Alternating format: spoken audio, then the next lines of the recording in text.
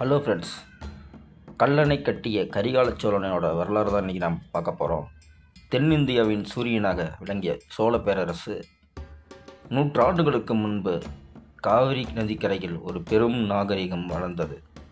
அந்த நாகரிகத்தின் இதயத்தில் பிறந்தான் கரிய தோடும் மிளிரும் கண்களும் கொண்ட ஒரு சிறுவன். ஆம், அவன்தான் கரிகால சோழன்.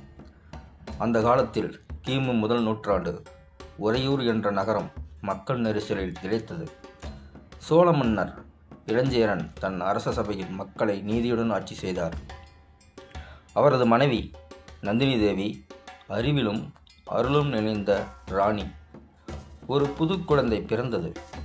அந்த குழந்தையின் கண்களில் தீப்பொறி. அவர் பிறந்ததும் சங்கு முழங்கப்பட்டது. இவன்தான் சோழ வம்சத்தில் மீண்டும் எழப்போகும் வீரன் என்று தீர்க்க தரிசனம் கூறப்பட்டது. சிறுவயதில் கரிகாலன் காவிரி கரையில் வளர்ந்தான்.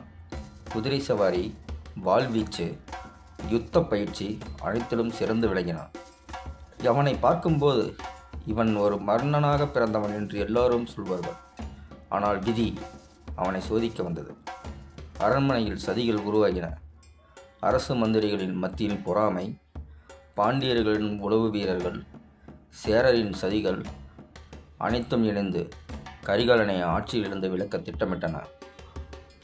ஒரு நாள் திடீரென அரண்மனையில் தீ மூழ்கியது. சிறுவன் கரிகாலன் அந்த தீயில் சிக்கினான். கால்கள் கருகின. ஆனால் தன் உயிரை மட்டும் காப்பாற்றி கொண்டான்.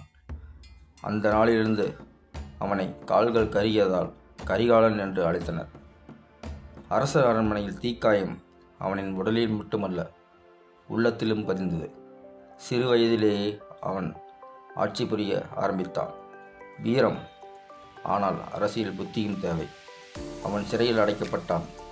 பாண்டிய நாட்டின் சிறை. சிறுவயது சிறை, துன்பம், இவைதான் அவனுக்கு பள்ளி.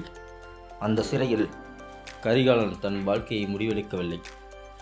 ஆனால் இறுதியில் முடிவெடுத்தான். நான் திரும்பி வருவேன், என் சோழ நாட்டை மீட்டெடுப்பேன் என்று.